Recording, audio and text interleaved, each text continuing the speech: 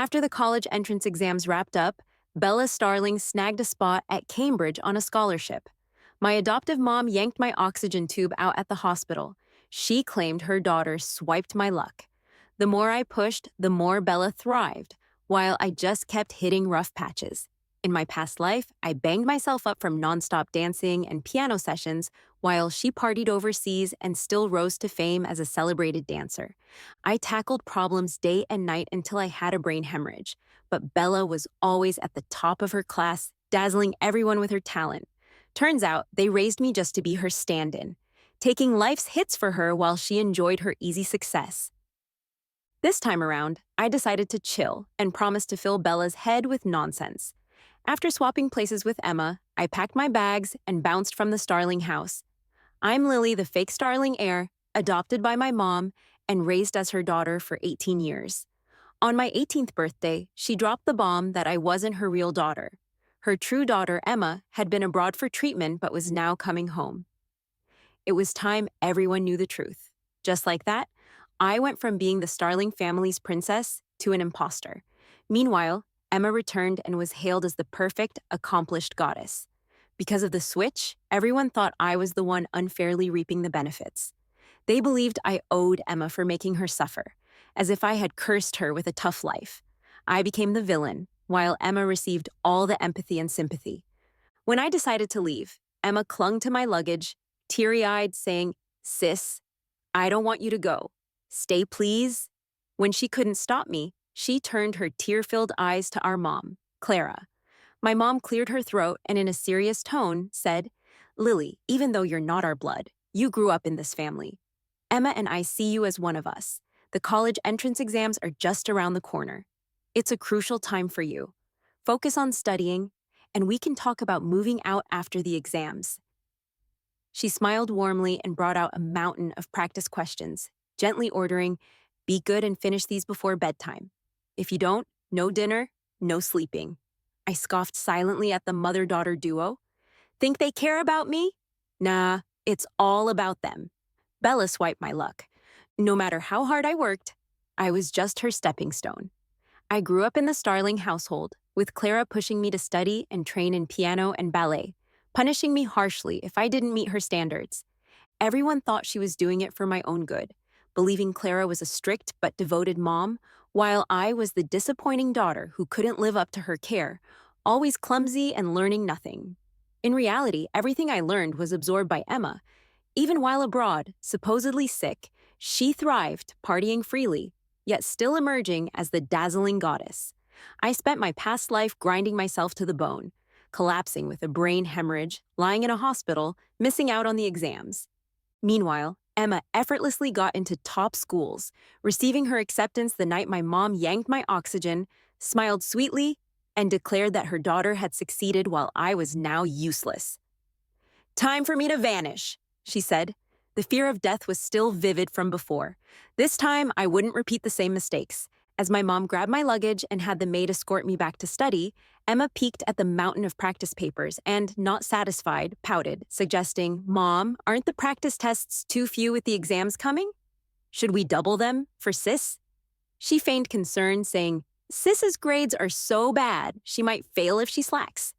I internally smirked sardonically, slacking. I was forced to cram till 2 a.m. and dragged up before dawn. Emma got to dine, sleep, and game in peace, or pose for photos. If it wasn't for my grind, could she keep up her image as the scholarly rich girl? Mom nodded, adding another set of English tests. I feigned dizziness and collapsed. That scared them. I weakly claimed, "Clara, I'm exhausted." But she, refusing sympathy, jabbed my forehead, scolding, "How dare you whine? Are you forgetting the exams? Everyone works hard, only you slack. Do my years of toil mean nothing?" Last time, I was motivated by her stern rally and pushed myself to a brain injury.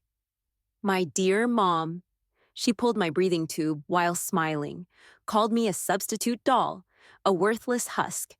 I took deep breaths, feigned pain, clutching my head like it had burst, whining, "If this continues, I'll die." I handed Emma the stack. "My efforts are hopeless, sis. You're the true talent, everyone's hope." Emma paled at the workload. She flung it away instantly, as if scalded. I asked innocently, Sis, aren't you preparing for the exams? Emma nervously blurted out, I've done all these exercises. How else do you think I got my grades? Ugh, she's such a faker. At school, Emma never studies. While the teacher lectures, she's either on her phone or reading novels. When she's caught, she brazenly claims she knows everything. And when questioned, she manages to show off using my lessons in front of everyone, making them believe she's some kind of genius who picked up everything without trying. Her books are cleaner than anyone else's, without a single note. She fears staying up late will ruin her skin, so burning the midnight oil to do exercises is out of the question. Our foster mom looked at the tension between us and finally sighed with reluctance. All right, take a break today and do it tomorrow. She then shot me a strict glance, ordering, remember, just one day off, don't get lazy. That night, I lay in bed resting, feeling a rare sense of relief. Without the crushing pile of exercises weighing me down, I could finally get a good night's sleep.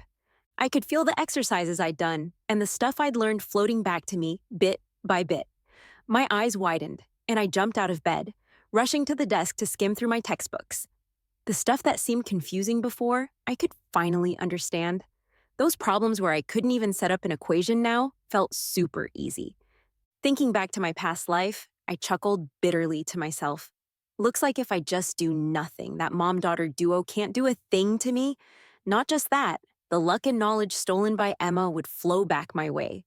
So why keep trying so hard? Why slave away just to make life easier for others? I might as well lie low for the rest of the time I've got.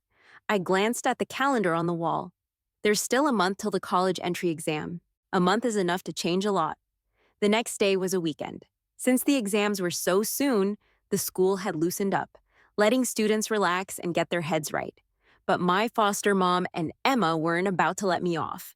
They had me up early and brought in more exercises than before, stacking them in front of me. With righteous determination, she said, You slacked off yesterday. Today you gotta double up. This is the final sprint before the exam. You have to seize the chance.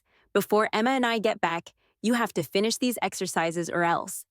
She flashed that sweet yet eerie smile and said, You know how I'd punish you. Mom's idea of punishment varies, but I've been through it all growing up. At 5, she sent me to learn ballet. When I cried that it hurt, my legs aching from the strain, and begged to quit, she made me stand outside in the midsummer sun as punishment. I got heat stroke and passed out, ending up in the hospital.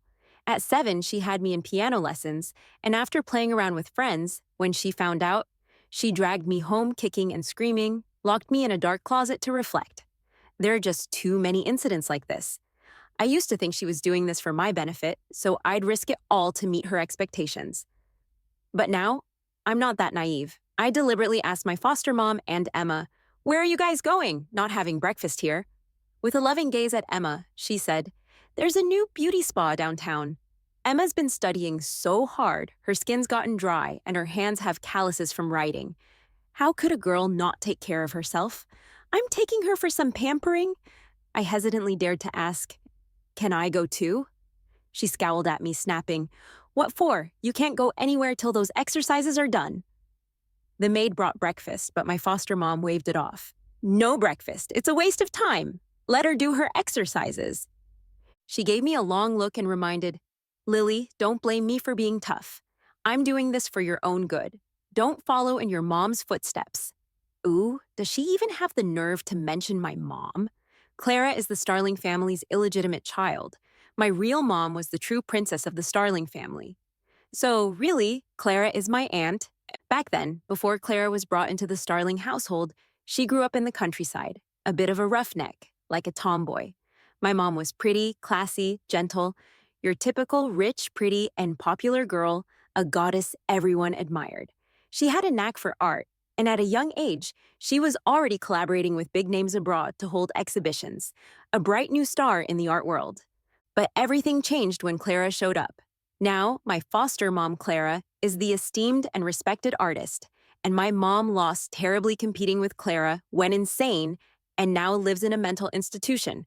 Once my foster mom and Emma left, I snuck out to visit my mom at the mental hospital. In the garden, my mom was so thin and frail, her eyes sunken in, and her hospital gown was obviously a size too big. She muttered to herself, but still had an easel in front of her. Even so, lost to her madness, she painted nonstop every day. Ironically, my real mom had been tormented in that mental hospital for 18 years, and I've only just now learned the truth. Worse, in my past life, I got brainwashed by my foster mom's narrative and thought my mom was a wicked villain, ignoring her completely. I never visited as she was bullied and mistreated in that horrid place. I bet Clara secretly relished her victory over my mom quite a few times in the past life. Huh. I swallowed the pain in my heart and approached her. Mom, I came to see you. Mom looked up at me, not recognizing me, and quietly turned back to her painting, lost in her world. A voice of gossip came from nearby, a few people pointing at us. That's her, the bad woman from the Starling family. How kind is Miss Clara to take her into a mental institution for treatment. And her daughter, too. Clara even adopted her and took care of her like her own. This woman is lucky to have such a kind aunt like Miss Clara. But still, her daughter is just as bad. I heard that girl has terrible grades, wasting the Starling money all the time. Like mother, like daughter, there's no hope for them. Hearing this chatter, I just snorted inside. Yeah, in the eyes of the world, my adopted mother, Clara, is a saint. But who knows her real motive? To exploit us, using us as stepping stones. In the end, my mom and I suffer while they live pretty, feeding off our hard work. Why is that fair? My mom stared blankly at the canvas, mumbling, I won't give up. Must try harder. I held her hand, feeling heartache, and she finally looked at me, choking back tears. I softly said, Mom, stop it. Rest a while. Everything you do is becoming hers. I hugged her tightly, gently patting her back, saying, I won't let anyone hurt you again. Everything that woman took from you, I'll get it back. Her hair was gray and thin from all the suffering, but she still showed traces of elegance. She looked at me, confused, and asked, Who are you? A pang hit my heart, and I forced down my tears, saying, Mom, it's Lily. Back then, my mom and Jake were engaged, but Clara came along, made Jake think she was this pure gem. My mom became dull and boring compared to Clara. Jake broke off the engagement and married Clara. Their affair turned into their twisted version of true love, leaving my mom the villain in their story. Later, Mom met Ethan, and they hit it off, but it irked Clara. Clara drove my mom into mental illness, and my dad bankrupt, imprisoned, and dead. I was born in a mental hospital called the Bad Seed. Lily was the name Mom gave me when she was sane enough, reflecting her feelings for Dad. But Clara found out about me. Emma, her daughter, was born with a bad heart and could have died in the delivery room. Clara took me away for Emma's sake, pretending to be generous while raising her enemy's child. But really, she was using me. Hearing my name, Mom's eyes flickered, softly saying, Lily. She reached out to touch my cheek, her face worn but still filled with tenderness. But then the hospital director and a doctor walked in. The director looked troubled and said, You shouldn't be visiting. If Miss Clara finds out, she won't be pleased. I coolly questioned, She's my mother. Why shouldn't I? I sneered. Would your generous Miss Clara really stop me from being with my mom? The director paused, glanced at my mother, then explained, She shouldn't stop drawing per MS, Clara's orders. It's supposed to help her condition. But I knew the truth. Clara just wanted to steal her talent and work. She did it 18 years ago, and now she wanted Emma to do the same to me. I stood up, staring at the director and doctor with a soft smile. No need, she's been through enough. Gather her things, I'm taking her home today. In the hospital, I got a call from Clara. She and Emma were back from the salon and furious that I wasn't studying. Her voice screeched over the phone. The college entrance exam is soon, and you're wasting time. Did you finish the exercises I gave you? Have you watched the online classes? And she paused, nearly yelling, I hired a tutor. Get home now. After hanging up, I rushed to Mom. I touched her face, holding her one last time and whispered, Mom, hang in there. I'll take you home soon. Back home, they were having a party. To celebrate Emma's return, Clara spared no expense, inviting lots of relatives and friends. In the living room, everyone was praising Clara. Miss Clara is so talented and young. Even experts are in awe. Years of hard work must have brought that. Just a minute on stage and 10 years of practice behind it. Can we be lucky enough to see Miss Clara paint live? With all the compliments, Clara smiled proudly, even had a canvas brought out to paint. But watching her paint, silence fell. Everyone started whispering awkwardly among themselves. Clara's hands were shaking. Her lines were off while painting. Still, she managed to finish the piece out of habit, but in the end, she made a rookie mistake and smudged a corner of the canvas. Everyone started to gossip about it.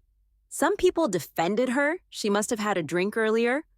Others sarcastically rolled their eyes and said, "You guys don't get it. It's performance art. It shows how skilled Clara is."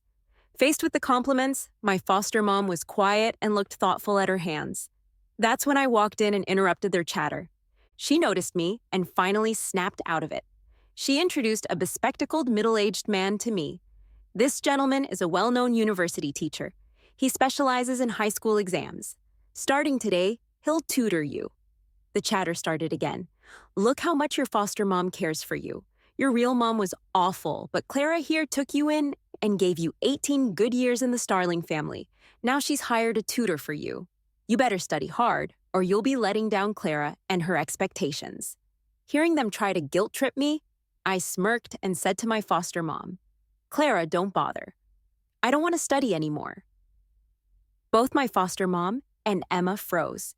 My foster mom grabbed my arm urgently, asking, "What are you talking about? Why don't you want to study?" I replied lightly, "My grades are awful." With just a month left until finals, it's pointless to even try. Emma got worried too, acting all sisterly. "Sis, even if there's just one day left, you must keep studying. Never give up. Because your grades are poor, you need to try harder." People again pointed fingers at me, criticizing and angry. Some called me ungrateful. Some said I was a brat, just like my real mom. I just listened quietly, amused. In my past life, I let these comments control me, and it ruined my life. But this time, will I let them? Soon I'll make them see who my foster mom truly is. I turned to her, putting on a sad, innocent look. "Clara, I know I've let you down. You've done so much for me, spent so much money, even letting my real mom stay in a mental hospital. But I don't want to be a burden anymore. So," I lifted my chin and declared, "From today, I'll move out and bring my mom home from that hospital. The best way to deal with a manipulator is to use their tactics against them. My foster mom wanted to look like a saint. Why not use her own game to get what I wanted?" Hearing I was moving out and bringing my mom back scared my foster mom. Gone was her nice mom act as she snapped at me. "What do you mean? Finals haven't even started and you're giving up already. Are you not grateful for what I've done? Are you not even concerned about yourself?" She called a bunch of people right in front of me. Then she commanded, "Fine, skip the tutor. I've enrolled you in several classes. Starting today besides school, you'll spend all your time in extra courses. No minute wasted." I laughed internally, but put on teary eyes, sniffled, and said, "Clara, I know you mean well, but I just can't meet your expectations." Looking at everyone in the house, I gave a strong but sad smile and said, "Everyone knows I'm not your real daughter. They think I'm why my sister suffered outside. It's okay. I'll leave so you and your daughter can be together. You won't have to worry about me anymore." I packed my bags and left the Starling home right in front of them all. I even stopped by the mental hospital to get my mom. What I didn't expect was my foster mom and Emma chasing me there. Blockading the hospital room, she yelled, "You ungrateful girl. Giving up is one thing, but releasing your mother." After all I've done, she looked nervous and guilty as she tried to grab my mom, but I stopped her. Protecting my mom, I said lightly, "You always said my mom was bad, deserved this for wronging you. Isn't her being here good for you? Why do you care more than me?" Her daughter Emma sneered, walking over with her sassy attitude. "Because my mom's just too nice." They've done everything to keep my mom in the dark, ensuring even in madness, she wasn't at peace. "How nice of them," I replied. "Your kindness is noted, but I'll take care of my mom from now on." I was about to leave with her when they lost it, threatening, "Come back with us now, leave her here to heal, or we'll cut ties with you." I was taken aback but thought, what a lucky break. I turned, smiling softly at them. As you wish, let's cut ties. And so I signed the papers to end my ties with my foster mom. The moment I signed my name, my heart was trembling with excitement. In my past life, I was never free, trapped by the moral blackmail of this vampire mother and daughter. Now I can finally be myself and not be their mindless workhorse anymore. Seeing that I had really signed, my foster mother's heavily made up face twisted. She crossed her legs and arrogantly sat on the sofa. You've lived at my house for so long, enjoyed food, clothes, everything, plus your mom's hospital bills. And now you want to leave. Shouldn't you repay me first? I was confused, then said, just hang on, let me call someone. I brought in my grandpa's lawyer. He revealed that grandpa left a big inheritance, with half meant for Clara and the other half for my mom. But since my mom was mentally unstable at the time, Clara took it all. The lawyer respectfully stated, by law, Lisa is entitled to her share. Now her daughter is of age and can file a lawsuit against my mood to reclaim the inheritance. My foster mom and Emma were dumbfounded. My foster mom started bawling. I raised you to this age and you're suing me. How heartless. I was confused again and said, didn't you just ask for money despite us being like family? I picked up my mom's suitcase and casually commented, the lawyer will discuss the inheritance matters with you. If there's nothing else, I'll be on my way. With the lawyer's help, I reclaimed the wealth my foster mom had taken from my mom. My mom and I moved back into the villa Grandpa had left us, but that foster mom and Emma wouldn't give up. They sent in a few maids to keep an eye on me. Emma even ordered the maids. Mom says that even if Lily moves out, her studies can't be neglected. Start supervising her. If she slacks off, report back. Then they brought in boxes of practice questions for me and said, Clara says you have to finish all these questions before the college entrance exam, or else. After Emma left, I gave the maids a cold stare and suddenly smiled. How much are Clara and Emma paying you? I'll double it. From that day, the maids Clara hired to monitor me became my messengers. They reported that I was studying so hard there was no time for eating or sleeping. Clara was overjoyed by this, even sent me past exam papers to study. Soon came my final practice exam, before the real deal with Emma. On the exam day, I bumped into my foster mom and Emma at school. Even for a practice exam, my foster mom was a bundle of nerves, personally driving Emma to school. She prepared lots for Emma, a chair with soft padding, an adjustable desk, and even installed an air conditioner in Emma's exam room, worrying the heat would affect her performance. Oh, as they say, kids who don't study need more supplies. Thinking back on how my foster mom treated me, how could she ever claim she treated me like her real daughter? She never brought me to school. I once got heat stroke in gym class, and she didn't even check on me. Emma sauntered over and said all sweet-like, Sister Mom, and I don't hold grudges over your past nonsense. Do well, and we'll forgive you. I gave a chilly smile. Thanks, but no thanks. My foster mom scrutinized me and asked, finished all the practice papers I sent you? I nodded. Yeah, I did, just in case of a surprise check. I'd paid the maids to copy all the answers. Satisfied, she cheerily patted Emma on the back. No worries, sweetie. Do your best. Like a proud peacock, she raised her voice among the other parents. Your scores are so inconsistent. Always first or second. When will they steady out? Emma took her words to heart because this exam was the biggest fail in her top student life. She was so anxious she nearly cried, ending up with just over 400 points, hundreds lower than before. As for me, I calculated my score to land around average, not high, but a big improvement compared to before. Yet my foster mom was furious. On results day, she grabbed my arm in school, angrily yelling, after leaving home, did you even study? Did you finish all the papers I gave you? I nodded, deadpan. Yep, all done. Fueled by panic, she almost slipped. Then why did Emma do so poorly? I feigned innocence. What's my study habits got to do with her? Were the papers for me or her? Maybe check how much I improved. Seeing her stunned face, I sarcastically added, the only one slipping is her, or hey. Sister said she did all the papers, didn't she? Maybe it's because you focused on me and ignored her, leading to her decline. So, from now on, don't worry about me, just your own daughter. My adoptive mom and Emma were speechless. had no choice but to swallow their anger. That night, they drove to the villa to find me, insisting that they wanted to take me back home. My adoptive mom tried to sound all righteous. Ever since you left, Emma's been restless. You know how close your sister is to you? Your sudden departure must have thrown her off, which is why she didn't do well on her mock exams. So you should really come back with us. Their intentions were simple. Me being outside made them uneasy. They needed me under their watch to act as their blood source for affection and care. But, well, their plan was bound to fail. Just as my adoptive mom was getting the maid to pack my things, my real mom came downstairs. After getting her out of the psychiatric hospital, I found her a professional doctor. Following the doctor's advice, she used scientific and regulated medication, letting her rest and recover in the villa. Over time, she improved significantly. She rarely had episodes, was much clearer, and even looked better. Mom heard the commotion and came down, recognizing my adoptive mom, asking coldly, "What are you doing here?"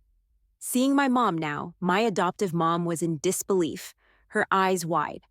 Her face twisted with a mix of anger, unwillingness, guilt, and fear. Finally, she asked shakily, "How did you turn like this?" My mom slightly smiled back, coldly. "Isn't it good that my condition has improved?" It was then my adoptive mom snapped out of it, hastily covering it up. "Of course, sis, I'm glad to see you recovered. By the way, have you been painting lately? Since you're well now, you should definitely keep painting, right?" Funny how she still dreamed of leeching off my mom, but I've already exposed my adoptive mom's and Emma's schemes when mom was lucid. She wouldn't turn herself into their resource, slaving over paintings day and night anymore. My mom, elegant like a swan, said, "Not anymore." She looked directly at my adoptive mom, lips curling sarcastically. "I know I'm not cut out for it. You're the real talent. I've fought for a lifetime, but now I'm tired of fighting. I'm letting you have the rank." My adoptive mom panicked more, stammering, "Sis, how can you say that?" But mom interrupted again, "Is there anything else?" My adoptive mom looked at me nervously, trying, "I want to take Lily back, to take care of her before the college entrance exams." Mom coldly smiled again. "No need. Lily is my daughter. She'll stay with me." She eyed my adoptive mom from the stairs like viewing trash. "You took Lily from me back then, and I couldn't protect her. Now you dare mess with me, I'll make you regret it. Besides, I'm already branded mentally ill. If I do kill you, I won't pay the price. Try me if you don't believe it." I gotta say, my mom nailed it, scaring my adoptive mom right there. Finally, I smiled at my stunned adoptive mom and said, "Auntie, thanks for your concern, but as you can see, mom's improved a lot with my care, so I plan to stay with her. As for Emma," I smirked sarcastically, "make sure she studies hard and not to worry too much about me." In the end, my adoptive mom left with Emma, shaken. Whether she feared for herself or her daughter, I don't know. But my payback had just begun. That night, they appeared on a TV show. On screen, my adoptive mom, dressed in an elegant and lavish skirt, looking like a high society lady, while Emma wore a white cake dress with heels, makeup on. Trying to present herself as an overachiever, she even wore glasses. Together, they shared parenting tips in front of the media, using me as a negative example to bash repeatedly.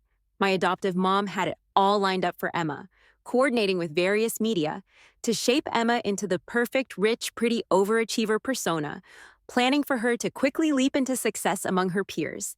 The show even set up little challenges to show off her knowledge. And then, Emma totally destroyed her image. She couldn't solve a math problem, messed up basic physics, and despite their efforts, even with my adoptive mom and the show's attempts to help her save face due to nerves, Emma misspelled while reading an ancient poem. Since it was live, it sparked chaos online. A ton of people questioned whether Emma's overachiever image was just a facade, doubting her capabilities. Some dug deeper following Emma's trail and discovered she'd been given a spot at Cambridge from our school. The doubts grew louder. No matter how hard my adoptive mom tried to patch it, the fire was too big to cover. People pushed the school for an explanation, demanding how someone like Emma got a spot at a prestigious university. During all this, I approached Molly, the genuine overachiever competing with Emma for the spot. Molly was a true whiz, often swapping first and second places with Emma at our school. I told Molly to have her parents pressure the school to hold a fair competition between her and Emma. Faced with scrutiny from the internet and parents, the school finally came up with a solution: another exam to determine who gets the spot. Seeing her self promotion backfire, Emma's spot was in jeopardy. Her stepmom called the maid worried, asking if I was studying well. With her own daughter in trouble, she still remembered to care about me, the adopted daughter. It would make outsiders cry with emotion. The maid stood in the living room answering the call, with my mom and me right across from her, making the maid feel pressured. Under our watchful eyes, the maid cheerily said, "Don't worry, the young miss has been very focused on studying lately. She's in the study doing exercises as we speak. If you want, I can have her chat with you right now." Her stepmom replied irritably, "No need, let her study well. If it doesn't work out, just give her more practice tests. I don't know what's going on with Emma. Her grades keep dropping. Why are they dropping? Because those grades weren't even Emma's to begin with, using my hard work to build her image. Once that fails, it all comes crashing down." But that's not enough. People like her stepmom and Emma need to be judged in front of netizens. So they become scared and their vain dreams shatter, making them the laughingstock. They need to feel the pain. So I anonymously posted online. Emma's score in the last mock exam was only in the 400s. Everyone at school knows. With scores like that, how can she get a direct admit? Her stepmom and Emma quickly came out to defend her, saying she was unwell during the exam, and that's why she didn't do well. No worries, I've got more in my arsenal.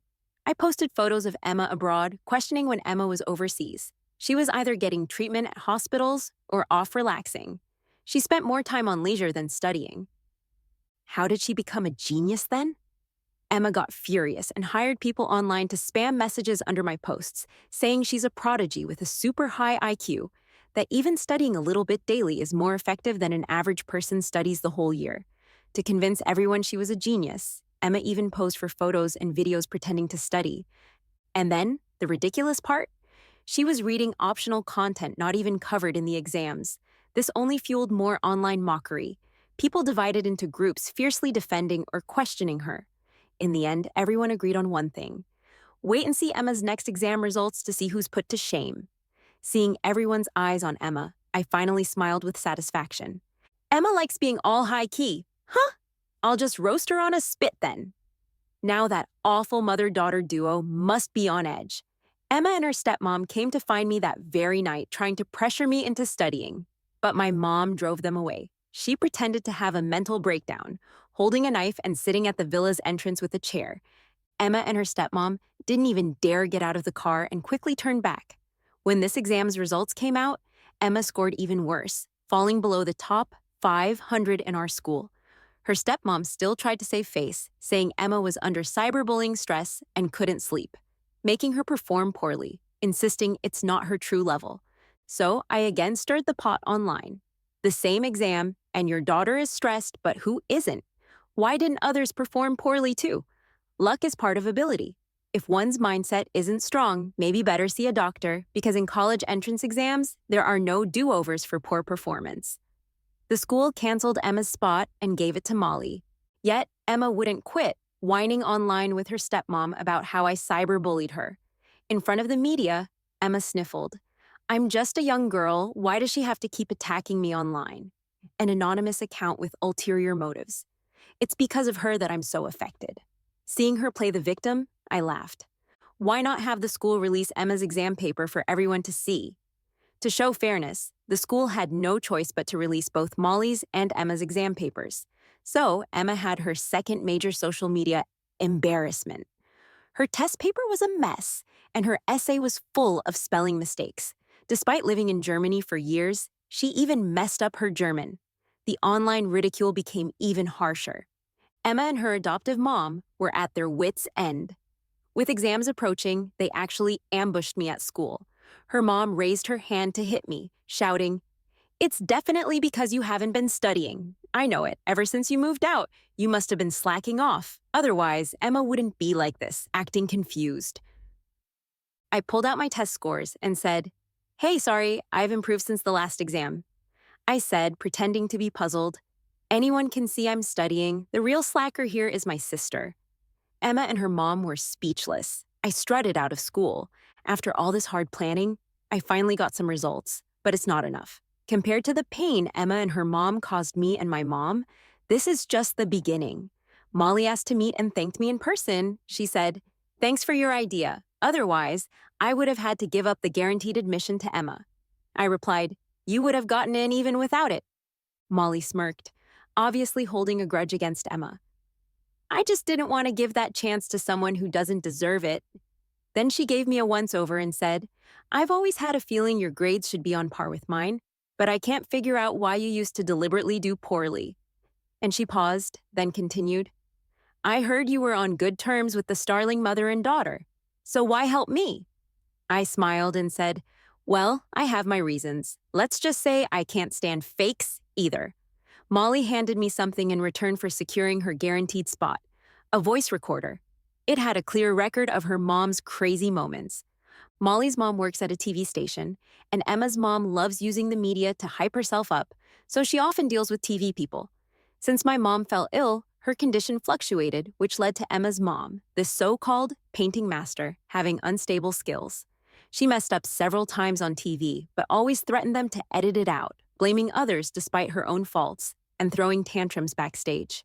So if this stuff goes public, imagine public opinion about Clara. Listening to the screams and craziness on the recorder, a smirk appeared on my lips.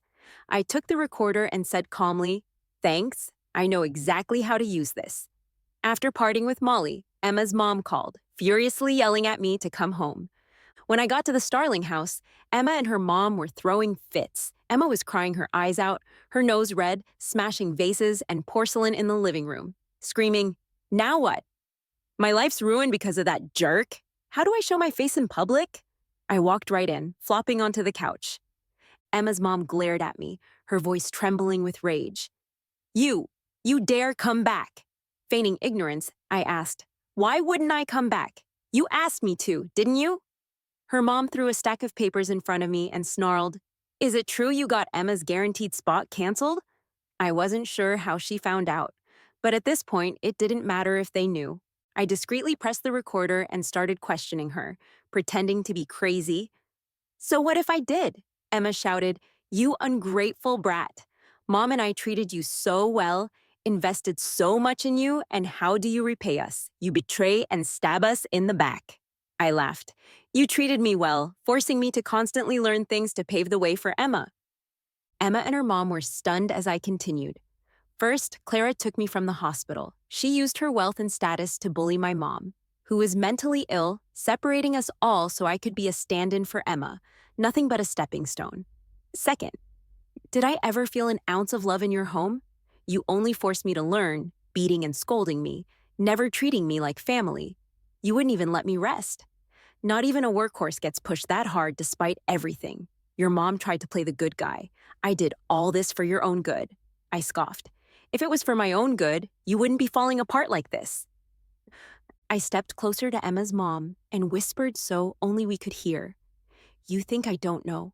Before Starling took you in, you were just a delinquent. How did you become a famous artist? You stole my mom's skills and talent, and now you want your daughter to do the same to me." I gritted my teeth and said, "Dream on. Your and your daughter's good days are over." Emma's mom froze, likely never expecting I'd uncover their scheme. Finally, she dropped her gentle facade, showing a vicious and ruthless face. "Yes, I did it. So what?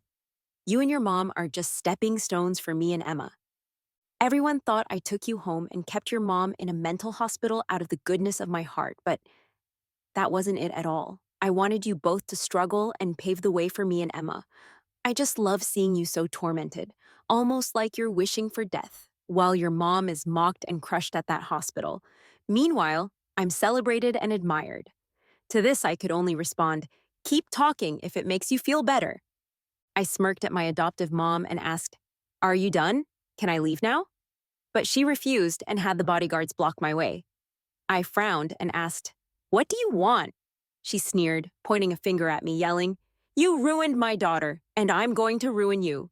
Don't expect anyone to save you, even if you disappeared forever. Who wouldn't believe it was an accident? Who cares what happens to you?" Facing her crazed eyes, I knew she had run out of tricks. I laughed coldly, saying, "You think no one cares if I live? My mom would. because I hadn't returned home for too long. My mom came to the Starling with the police to find me. That was part of my plan. Before I visited my adoptive mom and Emma. Come on. Ever since Clara unplugged my oxygen in a past life, I knew she wanted me dead. I'm no fool. I wasn't meeting her unprepared. It was laughable, really. Clara thinking she could just confess like that and get away with it.